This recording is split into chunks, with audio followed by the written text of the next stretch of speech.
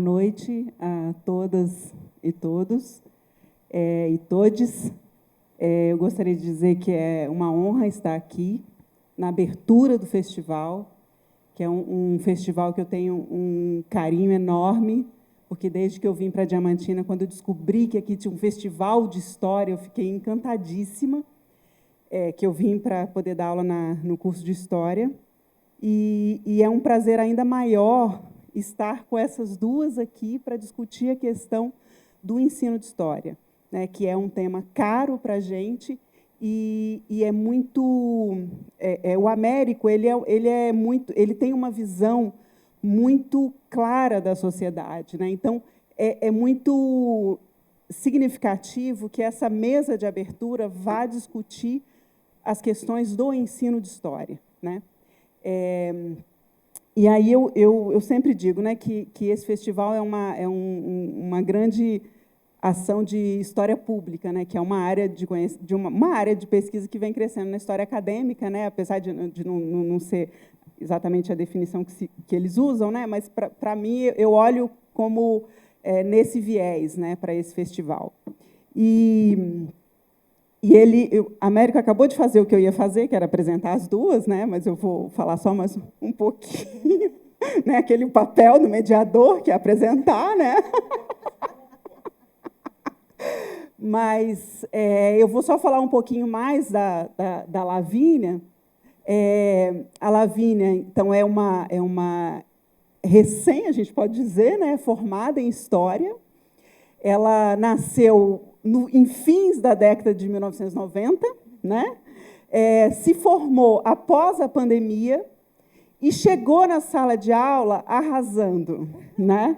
Ela, para quem não conhece, ela teve tem, né, uma atuação na sala de aula extremamente interessante, ligada às mídias sociais. E foi chamada eu acho que mais emblemático é a entrevista com o Marcelo Taz, né? A partir daí, ela foi chamada para vários meios de comunicação, ganhou um prêmio, né, o prêmio Perestroika. E uma coisa interessante que o Marcelo Taz perguntava para você afinal, qual é o seu segredo, né? Então, é muito bacana tê-la aqui, né, uma jovem professora que furou uma bolha, né? que escancarou o que se faz dentro de uma sala de aula, como ela mesma diz, que a gente tem professores de história no Brasil inteiro fazendo trabalhos maravilhosos, mas que não têm visibilidade, né? E aí a Lavínia, assim, que a gente tem que agradecê-la, né, por trazer esse universo para um universo mais amplo da sociedade, para enxergarem a escola, enxergarem a sala de aula, enxergarem o ensino de história, né?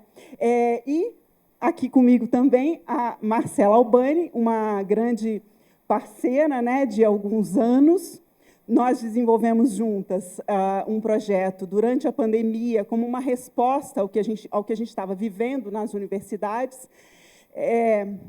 Nós desenvolvemos conjuntamente o bate-papo sobre ensino de história, que eram programas semanais. No início era 2 vezes por semana, depois virou semanal, onde a gente convidava pessoas de diversas áreas, diversas temáticas da área de ensino de história, incluindo professores também, né, para falar sobre as suas práticas. Enfim, nós passamos 2 anos, né, fizemos quase 60 programas.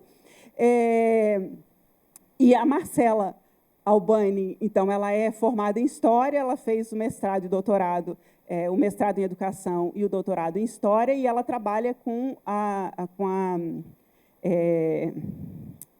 historiografia digital, né, história digital também, escreveu um livro, História e Games, e também um livro que é fruto da tese de doutorado dela, que é sobre historiografia digital nas escolas, né? E, bom, ela também coordena um laboratório na Universidade Federal de Roraima e coordena o mestrado profissional lá, que é o Profhistória, né, que é um mestrado em rede. E ela vai trazer um pouco dessa experiência. Ela saiu do Rio de Janeiro e foi morar na Amazônia, e ela está desenvolvendo um trabalho lá na formação de professores, né? Inclusive, ela faz parte de um programa, ela é supervisora de um programa que é o PIBID, que eu não sei se todos conhecem, que é um programa institucional de formação, de iniciação à docência. Então, ela vem fazendo esse trabalho de formação de professores, né? Então, eu vou passar a palavra... podemos começar com a Lavínia? Eu vou passar a palavra para a Lavínia, e aí depois a gente vai conversar e estaremos abertos a perguntas também. Lavínia, é com você. Obrigada. Boa noite, gente. Então, eu queria que você colocasse a apresentação, por favor. Você brincou isso do Marcelo Taz, quando eu fui dar entrevista no Provoca, ele me apertava tanto, qual é o segredo, qual é o segredo? E o segredo de quê? Eu não sabia responder. Ele, mineiro é assim, né? Não gosta de entregar as coisas, muito, gosta de esconder. E eu passei muito tempo pensando sobre isso, sobre o que estava acontecendo, por que isso estava chamando a atenção. E eu vou contar para vocês um pouco da minha história, da minha trajetória. Pode passar mais um, por favor? Eu dei esse nome, Pedagogia do Entusiasmo, eu vou falar muito por causa de Bell Hooks, como a Bell Hooks enxerga a educação. Pode mais um. Ah, eu tenho? Ah, tá bom, obrigada. Eu aponto para onde? Ah, tá, peraí, gente. Ah, tá. Eu sou formada em História na UFMG, eu sou de BH, eu tenho uma especialização em Prática e Ensino de História, que me ajudou muito a pensar novas metodologias. Como ela falou, fui vencedora do Prêmio Perestroika, mas eu sou escritora muito antes de ser professora. Eu publiquei o meu primeiro livro quando eu ainda era novinha, quando eu estava na escola, inclusive, eu tinha 13 anos, e hoje eu tenho 15 livros publicados, e isso me ajudou muito, a carreira de escritora me ajudou muito na carreira de professora. Eu entrei em sala de aula no pós-pandemia, eu me formei na pandemia, então meu último semestre foi online, felizmente. E quando eu entrei na sala de aula em 2021, ainda naqueles sistemas de bolhas, eu vi o buraco que a gente tinha cavado, assim, não a gente, né? Enfim, a situação. Eu entrei na escola pública primeiro, eu era substituta, eu entrava em qualquer sala, então, inglês, geografia, eu entrava. Mas esse primeiro momento foi muito de ressocialização dos alunos, né? A gente nem... aula mesmo, era muito, muito, muito difícil. A gente entrou em setembro, né? Em 2022, aí eu consegui um emprego perto da minha casa, e aí fui para a escola privada, e eu entrei com uma ideia de educação tradicional. Eu estudei num colégio privado, em BH, eu fui bolsista num colégio muito, muito, muito tradicional, lá em Belo Horizonte, e eu tive uma educação do professor de história fala, professor de histórias maravilhosos, com muita crítica, mas aquela ideia de aula expositiva, somente expositiva, de falar, a gente anotar, e em casa estudar e depois fazer uma prova. Era essa a minha ideia de excelência de aula. Professores incríveis, que davam aulas incríveis, mas que essa era a minha relação com a história. E quando eu entrei em sala de aula, eu quis reproduzir esse sistema. Falar, e falava, gente, vocês precisam anotar. E os meus alunos olhavam assim, anotar o quê? Então, eles não tinham nem a autonomia. Você não passou nada no quadro, essa era a ideia. Eles não tinham essa autonomia de entender o que eu estava propondo, e eu não sabia como explicar também. E aí eu fui percebendo, não fiz o PIBID, mas eu fiz o Residência Pedagógica, que é um outro programa de formação de futuros professores, e eu fui tentando, falei, o que eu preciso fazer? E um momento de muita violência.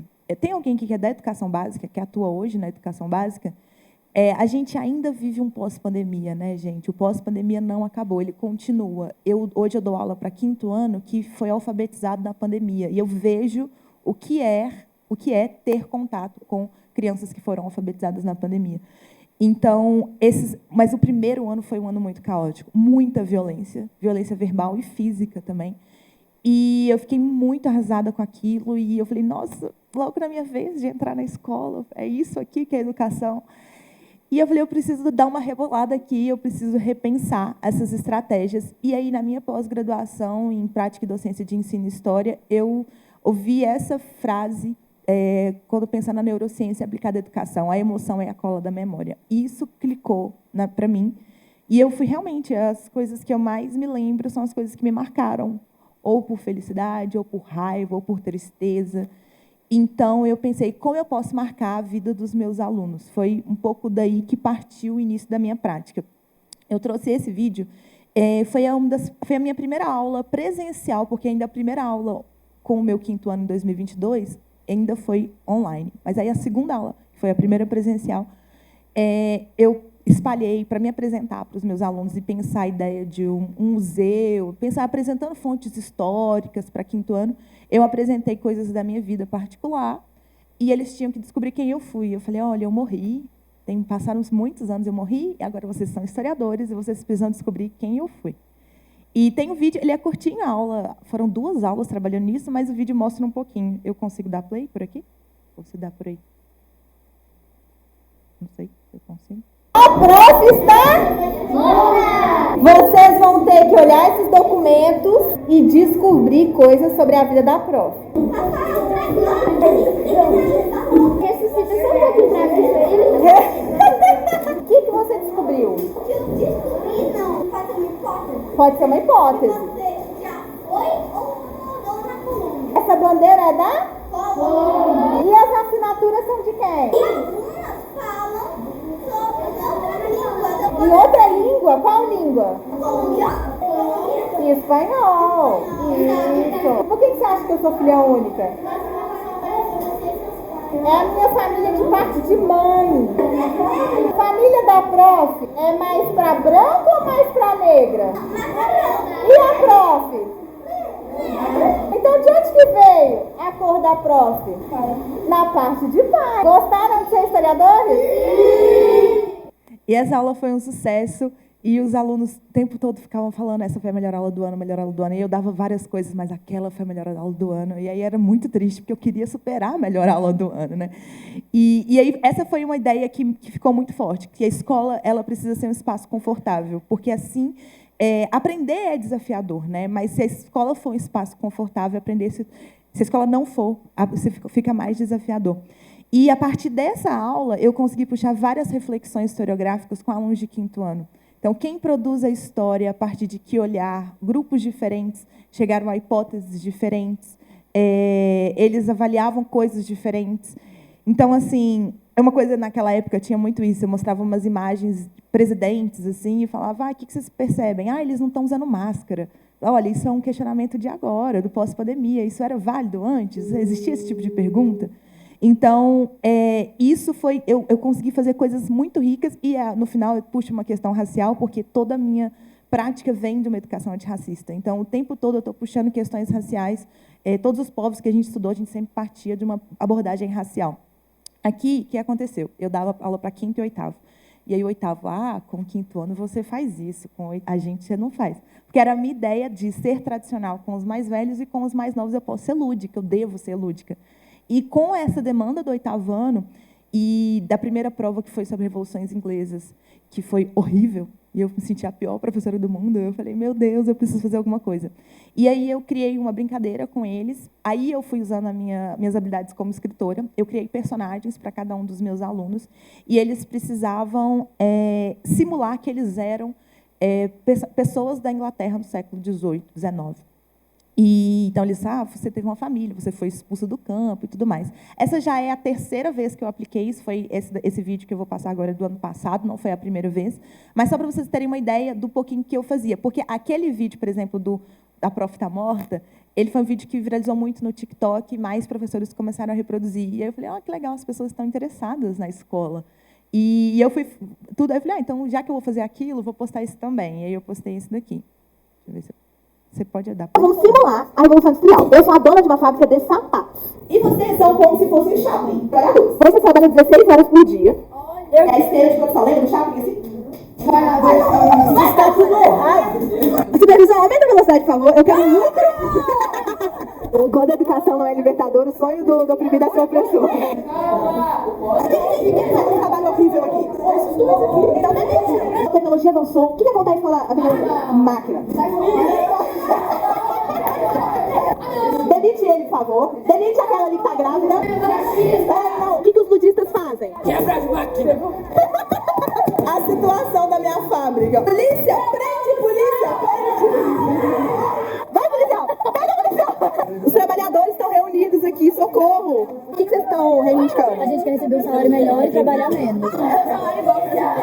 Poder político. O que é poder político? Poder votar. E também participar. Também participaria do governo. Tinha burguês lá dentro. Regulamentação do trabalho infantil. Se não tirar essas máquinas, eu vou quebrar tudo. Você não vai quebrar. Remove quem tá do nosso lado. Queremos direito, revolução. Precisamos de mudanças. Queremos direitos. Votar, votar. Aceitamos pique, dinheiro e tudo. O que vocês acharam da dinâmica? Eu gostei de dar recorda da vida. Ah, não era sobre isso, viu, gente? Entenderam a mensagem? Mas vocês gostaram? A outra tá sem voz, tanto gritar. É engraçado que as pessoas falam, você mandou os filhos dos empresários fazerem greve? Eu falei, eu não, eles que fizeram. Essa é uma escola privada, assim, bem tradicional, em Belo Horizonte, e eu fui fazendo, assim, levando os meninos a terem esses pensamentos críticos e funciona muito bem. O resultado das provas são maravilhosos depois dessa. E aí essa é a melhor aula do ano. Então, o 8º ano ficou muito feliz e aí eu falei, fui ficando empolgada. Esse foi outro vídeo também que no TikTok, assim, todo mundo queria reproduzir. Tem muita informação, não dá para pegar tudo, mas, enfim, dá para ter uma ideia do que eu fiz. E a partir da atividade que eu fiz com o 5º, trabalho com documentos históricos, né, no caso, as fontes históricas era a minha vida, eu levei com a Revolução Francesa para trabalhar com o 8º, documentos históricos da Revolução. Então, eu não vou passar isso, porque eu acho que o tempo tá bem corrido, assim, mas, enfim, tenho mais coisa para mostrar. Mas eu levei documentos e eu falei, vocês são historiadores, só que agora não existe internet, porque a gente vai olhar documento em fonte primária. Então, é como se a gente estivesse vendo a coisa um pouquinho depois que ela aconteceu. Então, agora vocês não podem usar celular.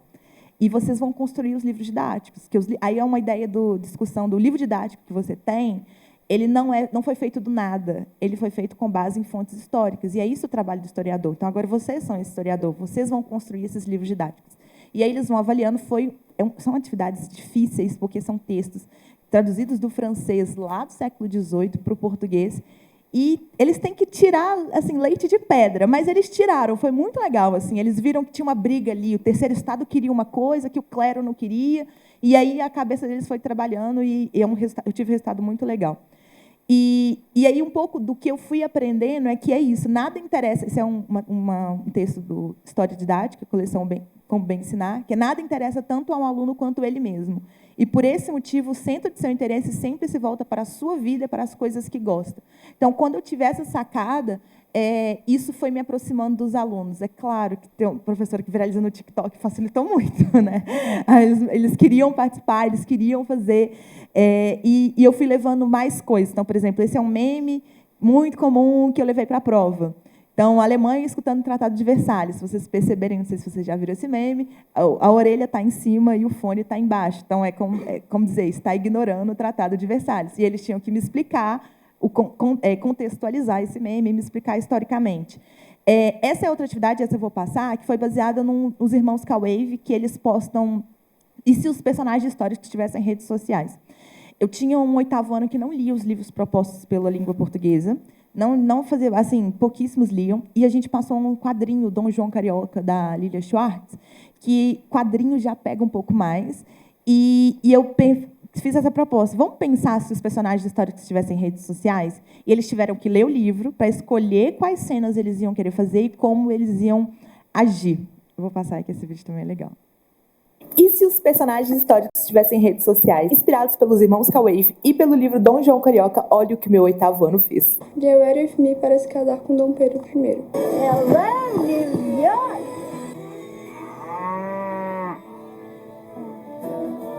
É fake news que estão postando na net.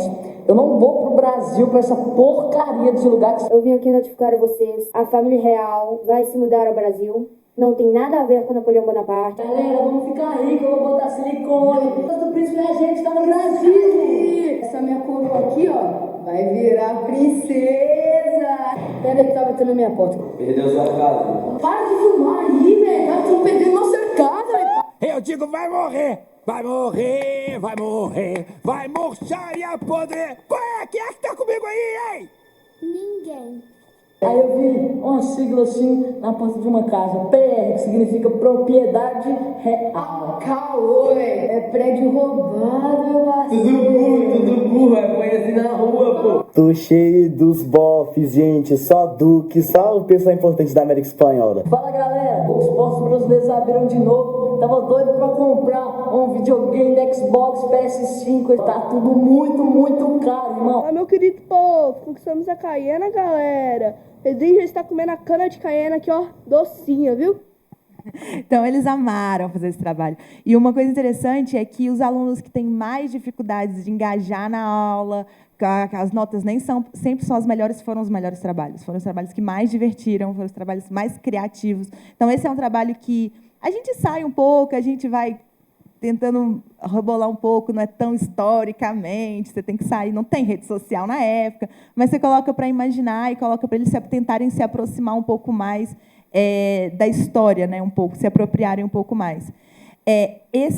Eu estou com o 5º ano, eu falei com vocês que eu estou com o 5º ano que foi alfabetizado em pandemia, um 5º ano que não quer escrever de jeito nenhum, eles não querem, eles não gostam. Claro que eles não gostam, né, porque eles, né, enfim, 2 anos nesse momento muito crucial.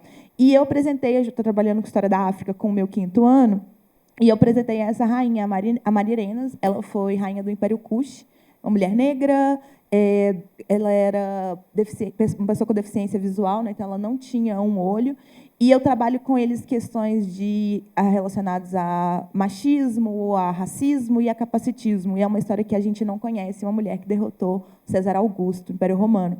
Então, eu conto isso, eu levei 3 TikToks para eles, de pessoas diferentes produzindo esse conteúdo, e depois a gente discute por que não é uma história conhecida. E aí eu falo, e aí, como é que a gente vai fazer para poder contar a história de Amanirenas? E aí eu propus para eles que eles fizessem um TikTok também, um Reels, né, um videozinho para a internet, mas a gente não vai postar, é só uma brincadeirinha. E falei assim, mas antes tem que ter um roteiro. Todo criador de conteúdo faz um roteiro. Vamos escrever um roteiro? E aí eu não tenho resultado ainda desse, porque está acontecendo agora, então eu vou voltar para BH e vou ver o que eles produziram. Recebi um vídeo já, muito legal também, a menina sempre pensando nessas questões. Então, um pouco eu vou tentando puxar a escrita, as habilidades que eu preciso deles a partir do que eles conhecem, do que eles gostam. E uma frase de Bell Hooks, que é um pouco do que daí que veio a minha ideia da pedagogia do entusiasmo, que é o entusiasmo é gerado pelo esforço coletivo. E aí ela diz que a visão constante da sala de aula como espaço comunitário aumenta a probabilidade de haver um esforço coletivo para criar e manter uma comunidade de aprendizado. Então, o tempo todo, a minha ideia ali na sala de aula é construir junto. A aula é nossa. O que a gente pode fazer? O que vocês querem fazer agora? Como a gente pode? Claro, né, eu sou professora, tenho que dar uma guiada, senão eles querem aula livre todas as aulas. Não dá. Então, vamos construir juntos. E aí chego nesse vídeo, que é o vídeo que as pessoas me conheceram a partir daí, que a minha vida mudou a partir daí, que foi um vídeo de 2022, que eu pergunto para os meus alunos de 5º ano, na época, hoje eles estão no 7º, o que eles pensam quando eu falo África. E eles me respondem coisas bem preconceituosas, e depois eu pergunto de novo, depois das aulas. Esse vídeo eu vou passar, e depois vou passar o que aconteceu comigo depois disso. Coisas que vocês pensam quando eu falo África. Pessoas escravizadas, pessoas pobreza, pessoas doentes. É mesmo? Cachecol, cachecol na cabeça, matou. Turbante. Eu lembrei de pessoas doentes. Eu posso falar, eu tô vendo desculpa. Tem sempre uma propaganda para um monte de criança. Pessoas negras, pessoas sem lá. Eu vou perguntar de novo. Se eu falar África, o que vocês imaginam? E ele sabe muito sobre a agricultura. É lixal. E ouro. Clãs, resistência, capoeira, escravidão. Egito, Nigéria, Tanzânia. Hoje eu falo, eu lembro do Mané. Ele é de onde?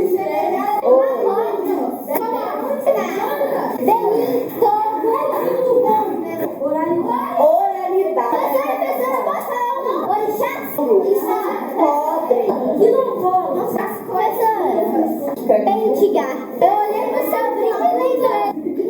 As civilizações são filhos professor. Achará, eu acho o nome do cara. Não sei, quem que é esse? Os homens, coisas assim. O Batalá ou Oxalá? Oxalá.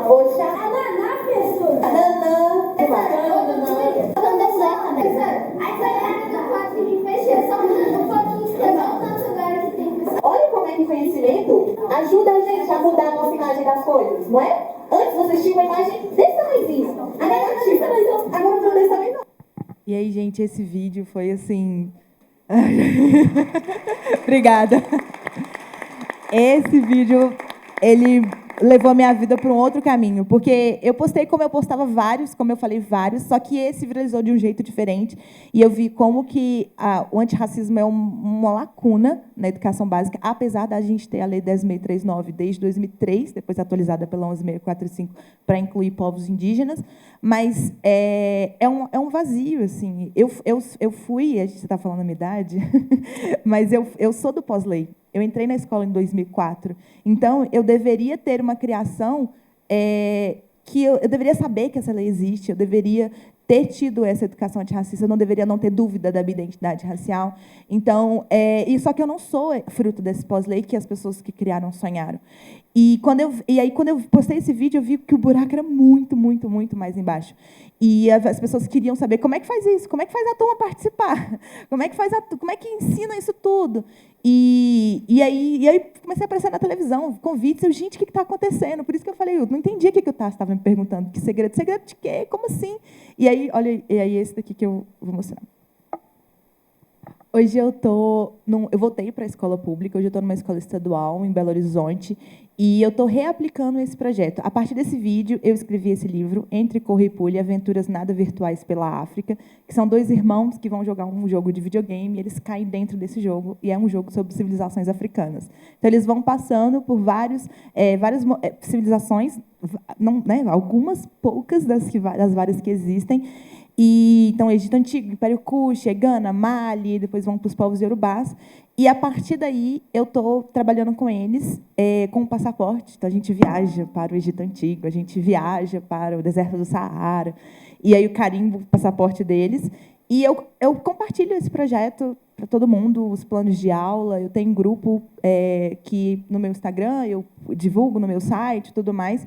Então, se vocês quiserem acompanhar, tem um pouco da educação básica, né? Mas se alguém quiser acompanhar, o link está ali embaixo, mas também está no meu Instagram. Então, eu vou contando, às vezes, as tristezas, que, por exemplo, eu estou enfrentando uma intolerância religiosa bem forte, quando começou a falar de Osíris, tranquilo, Ísis, Ra, tranquilo. Agora, começa a citar orixá, o negócio fica complexo. Então, eu também compartilho os dramas, quando eu estou arrasada, triste, quero chorar, mas também compartilho o que deu certo e tudo mais. E é isso. Espero que vocês tenham gostado.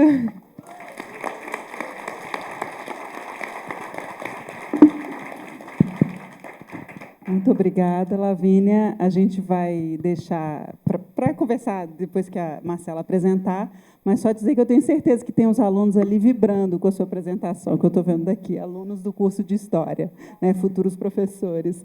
Eu passo a palavra, então, para a Marcela Albani, para fazer sua fala.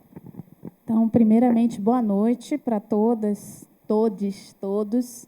Eu queria começar agradecendo a organização do evento pela oportunidade de estar aqui, a todas as colegas, né, que carinhosamente nos receberam, aos profissionais que estão envolvidos na organização. Eu pude vir com eles na van e não é fácil, né, essa montagem toda, para que a gente possa estar aqui falando dos nossos trabalhos, né?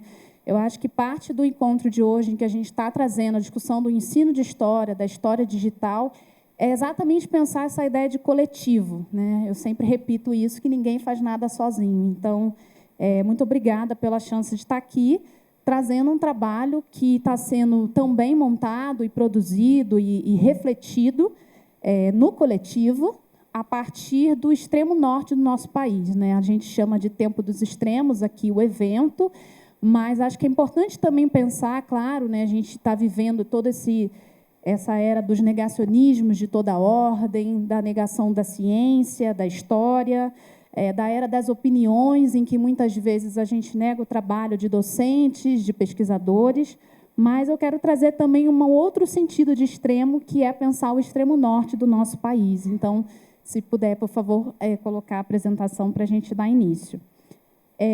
Eu também, né, o objetivo de hoje é justamente pensar essa interface entre ensino de história e a história digital. Acho que falar depois da Lavínia, até anotei aqui, né, quantas Lavínias estão espalhadas pelo Brasil e que merecem esse reconhecimento, né? Eu acho que trabalhar com a formação dos profissionais que vão dar aula com a galerinha, né, com as crianças, com os jovens, tem uma dimensão política muito grande, né, em que pese a desvalorização da profissão do professor, a gente está falando de projetos de sociedade. Então, a formação de professores hoje é um lugar central para a gente pensar qual é o país que qual é a história que a gente quer escrever, qual é o país, qual é o projeto de sociedade que a gente quer construir. E aí eu destaco, né, todo esse debate. A gente não tinha conversado antes sobre isso, mas eu também estou me embasando muito na Bell Hooks, que é um livro dela específico chamado Tudo sobre o Amor, em que ela defende essa ideia da ética amorosa. Então, eu queria deixar já isso no ar para a gente debater depois, né? Porque muita gente ainda estranha quando a gente fala de amor dentro da universidade, quando a gente fala de amor dentro das escolas, e a Bell Hooks traz uma concepção de ética amorosa, né? Eu já várias vezes em reunião de colegiado, mas só você para ficar falando de amor, de afeto, de leveza, quando a gente tem uma estrutura tão densa. E a ética amorosa não é fingir que não estamos vendo todos esses extremos, esses excessos produtivistas, mas é como eu me posiciono e lido com isso no meu cotidiano profissional. Então, se a gente tem aqui licenciandos, docentes da educação básica, jornalistas, enfim, fotógrafos, profissionais de várias áreas aqui presentes, eu queria deixar essa expressão, né, ética amorosa, e como que a gente tem pensado isso no nosso fazer diário. Então, a gente vai trazer, né, a professora Vitória já tinha falado um pouco dessa experiência do Laboratório de Ensino de História e Humanidades Digitais da Universidade Federal de Roraima. A gente tem um meme que Roraima não é Rondônia, né? Esse é um meme bem famoso, Rondônia é R.O., Roraima... Não, eu estou mexendo com o Brasil inteiro que confunde, e as pessoas lá, não sem razão, ficam muito bravas, né? E eu tenho aprendido muito, né, desde que eu fui para a Amazônia. Eu estou me deslocando realmente de um olhar sul-sudeste centrado, e eu também queria trazer isso para o centro da roda, porque a gente pensa ainda a produção do conhecimento histórico muito a partir do Sudeste, ou melhor, a partir da Europa, né, com uma visão eurocêntrica, e dentro do nosso país com uma visão muito sul-sudeste centrada. Então, o que é pensar, né, o profissional da história hoje, a produção do conhecimento histórico, o ensino de história, deslocando esse olhar sul-sudeste centrado? Podemos... o passador de slide? Pode deixar. Então, o Laboratório de Ensino de História, ele surgiu em abril de 2023, então ele é um bebê ainda, mas ele já vem produzindo bastante coisa, que tem a minha coordenação junto com a professora Stephanie Muniz, que é docente da educação básica, foi supervisora do programa de iniciação à docência, e eu destaco a atuação da professora Stephanie justamente por ser uma representante da educação básica. Toda a defesa, né, Lavínia, que a gente vem fazendo da formação de professores é para a gente aprender a construir junto com as escolas e não para as escolas. Isso também muda completamente o olhar, né? A gente vem de uma formação em que a universidade, muitas vezes, entre aspas, ia levar o conhecimento, e eu não acredito nisso. Eu acredito que a gente constrói o conhecimento nessa grande rede de afetos que a gente vem, eu digo, né, várias autoras e autores do campo do ensino de história vêm debatendo. Então, esse laboratório conta também, atualmente, com 3 alunos diretamente envolvidos.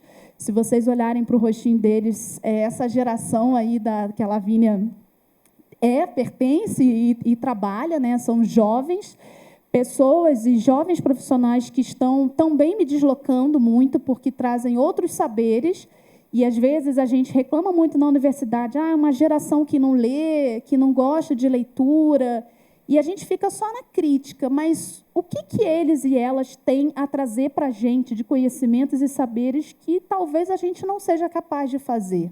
Claro que a gente não está abrindo mão da leitura, do rigor, né, de tudo isso que envolveu a nossa formação, mas o quanto também a gente tem que aprender essas outras linguagens. E aí eu acho que a linguagem digital ocupa um lugar de centralidade.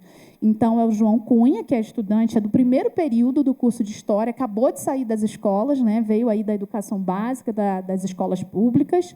A Adriele, que é estudante de Medicina Veterinária, ela é bolsista do nosso Laboratório de Ensino de História, e eu brinco que poderia ser uma professora de História, porque vem trazendo ideias também fantásticas, o que mostra, né, que nesse debate sobre a cultura digital, a historiografia escolar digital, a gente também pode e deve dialogar com outras áreas de conhecimento, porque são pessoas que trazem insights, ideias que, às vezes, só na minha prática de historiadora eu talvez não fosse capaz de virar algumas chaves. Então, também queria destacar isso.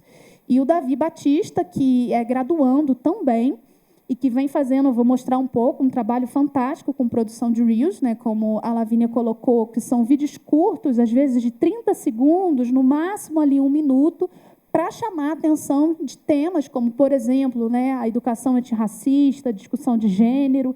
Então, eu acho que é uma equipe pequena, mas que tem se fortalecido muito a partir da criatividade delas e deles. O Laboratório de Ensino de História está no Instagram, né, ele está também no canal do YouTube. Óbvio que a ideia da fala hoje é divulgar isso, mas é também trazer e pensar o que isso contribui para os debates que são caros à historiografia e à historiografia escolar hoje. Né? Então, é pensar que esse digital ele ou pode ser para além de uma mera ferramenta, né? Entendendo que uma ferramenta ela não é algo neutra, e esse digital pode ser, o que ele pode ser também para além de um recurso pedagógico. Acho que ele ocupa o espaço de um recurso, ocupa também o espaço de uma ferramenta, mas o que mais ele pode ser? Né? E aí, não sei se vocês já leram a respeito da discussão das humanidades digitais, mas percebam que a palavra humanidade, né, foi dito aqui na abertura, é o elo, né, é o afeto, é o olho no olho. Então, o digital ele não exclui o analógico, por exemplo, ele não exclui a prosa, já que a gente está aqui nas Minas Gerais, sentar e conversar, de trocar uma ideia. Aliás, eu acho que o mundo digital, ele precisa cada vez mais desses elos e desses links humanos, porque sem isso a gente acaba vendo muitos usos da tecnologia para coisas que não são boas. Então, essa ideia também, né, que a gente levou à frente, existe uma iniciativa chamada Selos Históricos, o Fórum Saberes Históricos, não sei se a gente, depois no debate, pode falar um pouquinho melhor também sobre isso. A gente reivindicou esse selo, e esse selo ele é voltado para associações profissionais, né, de coletivos que buscam estabelecer compromissos éticos com a produção e difusão dos saberes históricos. E o selo representa um instrumento de luta, e eu destaco essa palavra, luta, acho que ela é primordial para o encontro de hoje, para os historiadores e outros sujeitos que produzem saberes históricos, né, buscando integrá-los no debate público em defesa de uma sociedade democrática. Então, quem está produzindo na área de história, eu recomendo muito que busque na internet entender melhor o que é esse Fórum Saberes Históricos, qual é a importância política desse selo, porque, como a gente conversou, a gente vive uma era em que muita gente está produzindo muita coisa, mas com quais objetivos? Baseado em quê? Né? E aí, às vezes, professores, pesquisadores que estão dentro das escolas, das universidades, não têm o reconhecimento que merece, né? Não viralizam, e a gente tem muita difusão de coisas que, né, são frágeis do ponto de vista científico e, muitas vezes, fazem um desserviço socialmente falando. Então, destaco aí essa iniciativa do Fórum Saberes Históricos para valorizar e reconhecer as práticas dentro da produção historiográfica. E o nosso laboratório, né, a quem ele visa atingir, né, com quem a gente tem dialogado?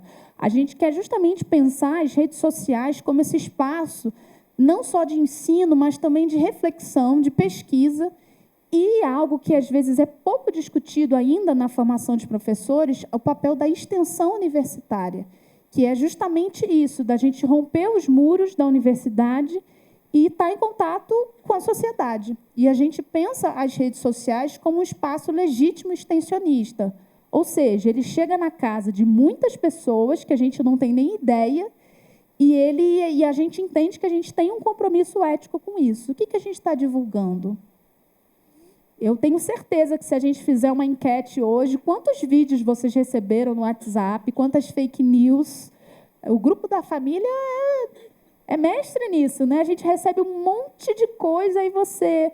Mas você questionou isso? Quem produziu isso? E as pessoas estão simplesmente o quê? Repassando. Então, a gente quer estabelecer esse diálogo, né? Desenvolvendo um pensamento crítico para que a gente não tenha essa... Eu não diria nem que é ingenuidade necessariamente, porque muitas vezes isso é endereçado politicamente, a gente vive isso no nosso país, e a gente entende que nós, historiadores, profissionais envolvidos e comprometidos com conhecimento histórico, devemos tensionar e questionar. O Laboratório de Ensino de História e Humanidades Digitais, da UFRR, atualmente ele vem articulando, sobretudo, dois programas que já foram aqui citados, que é o PIBID, o Programa de Iniciação à Docência, que é uma iniciativa da CAPES, né, na agência de fomento, que paga as bolsas tanto aos graduandos como aos professoras supervisoras e professores coordenadores, e também o Prof. História, né, que é o Programa de Pós-Graduação em Ensino de História. Ele é um programa nacional que atualmente tem 39 instituições envolvidas, e ele tem o mestrado, e a partir de 2025 vai iniciar o doutorado, né, e, como eu disse, ele é profissional, então ele é voltado para quem está em sala de aula, justamente quem está desenvolvendo trabalhos dentro das escolas e que está na universidade também refletindo sobre aquilo que faz. Tá? Então, o nosso laboratório tem articulado esses espaços de formação. E, mas o que a gente quer destacar efetivamente, o que tem de diferente? Né? Justamente ir para um público mais amplo, né? Acho que a discussão da história pública hoje tem provocado a gente a ter, por exemplo, uma linguagem mais acessível, né? Muitas vezes a história foi associada à erudição, a uma linguagem entre os pares, mas como é que eu transformo isso, como a Lavínia colocou, numa prática lúdica, em que uma criança de 5º ano possa entender historiografia? Isso é perfeitamente possível. Mas como? É a pergunta de 1 milhão, né? Como? E aí eu sempre falo para os meus alunos que esse como vai ser desenvolvido por cada um no seu processo de criação. Mas para a gente instigar e incentivar uma geração que crie, que pense, a gente precisa valorizar essa profissão, né? E aí a valorização é em termos financeiros, em termos sociais, em termos de escuta, coisa que a gente faz muito pouco, gente. Não sei se vocês têm assim, amigos, colegas, professores. Assim, a vida do professor, a gente senta na mesa de um bar, a gente está falando de escola, a gente está falando daquilo que a gente passa, a gente está guardando material porque você vai usar numa atividade segunda-feira na sua sala de aula, e a gente não quer defender a profissão do professor como missão, né? Essa ideia não cola mais. Nós somos profissionais que temos contas para pagar, os famosos boletos, né? Todo dia que eu acordo eu brinco, eu tenho que pagar os boletos e mudar o mundo, porque eu acho que se a gente perde também o sentido daquilo que a gente faz, sinceramente, a gente não tem motivação para continuar no que a gente faz. Eu tenho que pensar, a minha relação com a formação de professores é o quê? Assim, qual é a sociedade, como a gente começou questionando, qual é o projeto de Brasil que eu desejo escrever por meio das minhas aulas de história. E isso é muito sério. Então, a gente deseja, né, ter essa diversidade de conteúdos, ampliação de conhecimento e, principalmente, como historiadores, registrar aquilo que a gente faz. Muitas das nossas postagens, elas vêm carregadas também de comentários de ódio. Agora, coisa de 30 minutos antes de começar a nossa fala, a gente ontem postou um Reels, né, do professor Fernando Pena. O professor Fernando Pena é professor da Universidade Federal Fluminense, foi uma liderança aí nos debates da Escola Sem Partido, tem feito um trabalho muito bacana com o Observatório da Violência contra Educadores e Educadoras, e a gente acabou de receber um comentário de ódio em cima do vídeo que a gente postou dele. Eu falo para os meus alunos para eles não ficarem chocados com isso, porque você está na rede, você não está imune a comentários de toda ordem. Né, pessoas que vão te admirar, que o seu trabalho viralizou, chegou a outras audiências, mas vem carregado também de muitos comentários de ódio. Então, se nós estamos no evento pensando esse tempo de extremos, e se a gente defende uma ética amorosa, é saber também se posicionar, né? Porque eu tenho alunos que começavam a bater boca na rede. Eu falei, olha, não vale a pena. O nosso trabalho é um trabalho de tocar mentes e corações, como eu tenho aprendido com Davi Copenaua. Davi Copenaua é um líder xamã, é uma referência aí dentro das pautas, né, indígenas, tem circulado o mundo inteiro. E ele sempre fala, flecha para tocar corações não indígenas, tocar mentes e tocar corações. Então, eu, sinceramente, eu não vou gastar a minha energia batendo boca na rede. Eu vou empregar a minha energia e meu tempo em prol daquilo que nós podemos construir. E aí, né, qual é o impacto que isso traz nas redes? Né? Eu brinco que eu estive aqui em Diamantina, junto com a professora Vitória, em 2023, ano passado, no Perspectivas do Ensino de História, e tive a oportunidade de participar de uma das mesas redondas, e depois o Davi, esse nosso aluno, ele extraiu um trecho e criou um Reels independente chamado Você Conhece a Nossa Amazônia? E aí a gente postou isso nas redes sociais do Laboratório de Ensino de História. Eu fui parar numa página de fofoca de Boa Vista.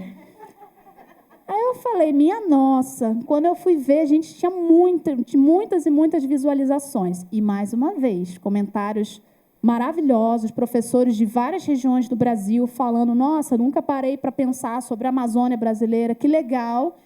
E comentários extremamente pejorativos. Aí só tem mato, só tem índio pelado andando na rua. E, assim, isso é muito complicado. Então, mais uma vez, o meu papel de professora de história, de formadores de professores de história, como é que a gente se posiciona diante disso? Lavínia lembrou a importância das leis, né? A gente tem a Lei 10.639, de 2003, e, em 2008, a Lei 11.645, que trazem a obrigatoriedade do estudo de África, dos afro-brasileiros e indígenas para a sala de aula. E isso não é um compromisso só do professor de história, toda e qualquer área de conhecimento, não é apenas do professor de arte, da professora de história, é um compromisso de todos nós. Então, eu trouxe esse exemplo, né, desse vídeo que viralizou na página de fofoca, que eu brinco que fomos parar nas páginas de fofoca, e que foi realizado aqui, né, a partir do evento aqui em Diamantina, e que eu não acho ruim, eu acho que, às vezes, a gente tem muito medo dentro da academia de estar nesses outros espaços, de literalmente se expor em prol do conhecimento. Né? Eu falo que não vamos ficar ricas, professor rico no Brasil é assim, estranho, né? Isso não cola, mas que, em nome da ciência, né, é óbvio que isso também não é uma obrigatoriedade, tem gente que não gosta de se expor e acha que isso tem que ser respeitado, mas que a gente não tenha medo de ocupar as redes em prol da defesa daquilo que a gente acredita. Então, eu queria deixar isso também para a gente discutir daqui a pouco. Em relação aos temas, né, a gente tem temas os mais diversos, né, sobre educação democrática, sobre quais são as possibilidades de atuação do historiador hoje. A gente tem temáticas ligadas ao combate à LGBTfobia, a diferença entre saber acadêmico e saber escolar, a importância, os tipos de escola no Brasil, o poder da acolhida, né, que foi também nesse evento aqui em Diamantina, na fala da professora Marisete Lucini, sobre ancestralidade, né? Enfim, a gente tem temas os mais diversos e que aqui a gente, né, mais do que falar sobre, eu convido vocês, a quem quiser e puder, conhecer e divulgar. Todos esses vídeos, eles são produções do laboratório, são produções autorais ou de eventos que a gente participa, filma e recorta, ou de entrevistas que a gente tem feito com os pesquisadores da área, ou de lives que a gente tem promovido, por meio, por exemplo, de projetos do Prof. História, enfim, então são todos conteúdos autorais. E o espaço também televisivo, né? A gente teve um convite lá em Boa Vista, no Dia do Historiador, agora dia 19 de agosto, para falar sobre a profissão do professor. E, mais uma vez, né, acho que a importância dessa mídia que vai para uma audiência mais ampla, né, que rompe os muros da escola, os muros da universidade. Aqui foi a participação do professor Tiago Nicolau, que foi nosso egresso do curso, né, falando sobre o combate à LGBTfobia na escola, né, num programa feito em parceria com a Defensoria Pública do Estado de Roraima, chamado A História Contada por Nós, Lutas e Ancestralidade, e é mostrar um pouco para vocês que os protagonistas, né, dessa atuação que a gente tem feito no Extremo Norte são justamente os estudantes das universidades e, muitas vezes, também os estudantes da educação básica. É claro que a gente são menores de idade, a gente não expõe em vídeo, assim como você mostrou, né, todo esse cuidado para não expor o rosto, enfim. Mas tem sido, né, cada vez mais a gente sair de um modelo centralizado na figura do professor e valorizar as autorias, porque são alunos, às vezes, de primeiro período de uma faculdade de História, mas que já têm algo a dizer. Né? São alunos que estão começando o mestrado e que têm algo a dizer. São docentes da educação básica que, às vezes, têm anos no saber da experiência e que têm muito a dizer. Então, esse exercício dessa escuta afetuosa que a gente falou também anteriormente. Nós começamos, né, trabalhando com a professora Carmen Gil, que é professora da Universidade Federal do Rio Grande do Sul, numa ida que ela fez para participar com a gente de um evento, de uma banca no nosso Prof. História, e que rendeu uma visita numa das nossas escolas parceiras do Programa de Iniciação à Docência, e que a gente desdobrou em outras produções. Então, é mostrar também como é que os trabalhos podem ser feitos em rede e de maneira articulada. Né? Inclusive, a Vitória é também formalmente uma das parceiras do nosso laboratório. Aqui eu trouxe como exemplo, né, a professora Cleicimara Aniceto, na discussão que ela fez sobre povos indígenas, discutindo e questionando essas visões estereotipadas que a gente tem. A professora Cleicimara Aniceto, ela é indígena Macuxi, e foi também nossa aluna, foi minha primeira orientanda de mestrado, do mestrado profissional em ensino de História, e que também vem, por meio do seu trabalho, do seu fazer na educação básica, nas escolas e na pesquisa na universidade, trazendo uma contribuição para a gente brinca colocando Roraima no circuito, porque a gente não conhece nada, gente. Assim, se eu perguntar para vocês, quantas pessoas aqui, e eu pergunto mesmo, quantas pessoas já foram no norte do Brasil? Quantas pessoas conhecem o extremo norte do Brasil? Pouquíssimas. E isso, em termos de produção historiográfica, né, como a gente também falou, impacta muito nas pesquisas no campo. Né? E eu acho que a Amazônia, né, a Amazônia brasileira, a Amazônia legal, né, porque a Amazônia envolve também outros países, ela é uma experiência que precisa ser sentida, não apenas intelectualizada, falar sobre, ler sobre, que é um passo também, acho que é importante, mas é uma experiência que eu queria convidar vocês, assim, caso, às vezes, né, as pessoas gastam tanto para ir para longe, mas, às vezes, dentro do nosso país, a gente conhece tão pouco. Trouxemos também como exemplo, né, a professora Ana Maria Monteiro, que é professora da Universidade Federal do Rio de Janeiro, numa fala remota, né, que ela teve com a nossa turma do mestrado, de pensar a história como construção, né, como é que se produz conhecimento histórico. Então, esse projeto fez parte de um projeto chamado, essa fala dela fez parte de um projeto chamado A Escuta de Intelectuais Mulheres e Suas Contribuições para o Campo do Ensino de História, cujo objetivo foi justamente valorizar, a gente chama das matriarcas do campo do ensino de História, que é um campo majoritariamente feminino, né, de mulheres que pavimentaram essa estrada. Né? Também trouxemos outras pautas, como, por exemplo, a inclusão, né? Falar sobre autismo na escola. Depois, né, na hora do debate, a gente pode abrir aí para os colegas como é que tem pensado a relação da história, do conhecimento histórico, com essas pautas de inclusão efetiva, né? E não apenas nos nossos planejamentos, numa fala bonita, mas como é que isso se efetiva dentro do famoso chão da escola. E aí, dialogando com você, né, como é que a gente prepara aulas sem internet? Né? Acho que você fez esse convite aos seus alunos de pensar outras temporalidades, né, com outros desafios, enfim, e entender que a gente vive ainda num país de uma exclusão digital muito grande. Né? A gente não pode generalizar que essa tecnologia digital é para todos, a gente sabe que não é. Especialmente no Brasil, né, pensar a própria qualidade do acesso à internet e, muito mais do que o acesso, né, uma consciência crítica em relação àquilo que circula na internet. a gente tem um meme famoso lá em Roraima, que é a fibra rompeu, né? Porque todo dia um tal da fibra romper e a gente fica literalmente offline. Então, assim, como é que eu falo de humanidades digitais quando a gente tem muita dificuldade de acesso, né? E aí isso não é exclusividade do Extremo Norte. Acho que todo mundo passa aqui, você está desesperado, você tem uma aula remota, você tem uma live, você tem não sei o quê, e a internet cai, né, Vitória? No bate-papo sobre o ensino de história, esse projeto que nós tocamos juntas na época da pandemia, não teve um encontro que não passasse aquele frio na barriga de a internet vai cair tudo e é isso, né? Então, vamos ver o que dá para fazer. Então, isso também é um enfrentamento. Aqui eu trouxe a figura, né, do Davi falando um pouco sobre conceitos e temas baseados no Dicionário de Ensino de História, que é um livro importante da nossa área, e que a gente tem conceitos, né, problematização, currículo, estereótipo, anacronismo, são vários conceitos que nos são caros para pensar a historiografia escolar, e ele tentando trazer em 30 segundos, em 40 segundos, uma ideia do que sejam esses conceitos, ou seja, podendo chegar a crianças, a jovens, a adolescentes, a profissionais que já estão há mais tempo, e isso é um desafio, porque é o desafio da síntese, sem perder o rigor e sem perder a complexidade que é a história, né? Que é o ensino de história.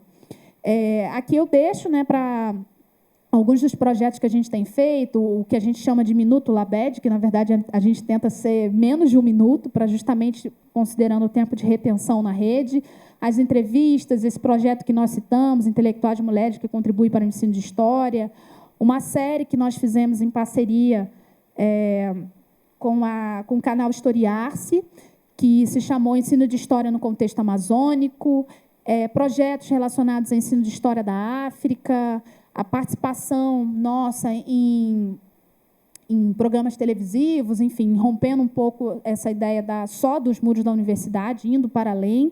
Então, eu deixo aí o convite, né, para que vocês possam conhecer. Agora, no mês de agosto, nós iniciamos o projeto Jovens Pesquisadoras e Pesquisadores do Ensino de História, com lives sempre com 3 convidados, geralmente 2 do estado de Roraima e 1 externo, para justamente visibilizar as ações, né, de pesquisa e de ensino que tem sido feito no Extremo Norte, mas sempre em diálogo com todas as regiões do nosso país, né? E eu falo carinhosamente que a madrinha desse projeto é a professora Tácita Moreira, que também é uma jovem, assim como Lavínia, que vem produzindo muitas coisas bacanas sobre educação antirracista. Assim, recomendo, tem quem usa aí as redes que possa conhecer também os trabalhos dela. E ela aceitou esse convite, tem nos ajudado a divulgar, a chegar em outras regiões aí que a gente sozinha, por uma lógica do algoritmo, a gente não consegue, né? A gente sabe que a gente vive numa bolha. O que, para a gente, às vezes, é muito interessante, vai ficar restrito ao nosso universo. Então, como é que a gente cria estratégias para pensar essa ocupação das redes, rompendo essa ideia de bolha, né? Aqui acho que ficou um pouco desconfigurado, mas é o nosso site do Labed, né, o FRR. E deixo o convite, né, para que vocês possam conhecer o Instagram, o canal do YouTube.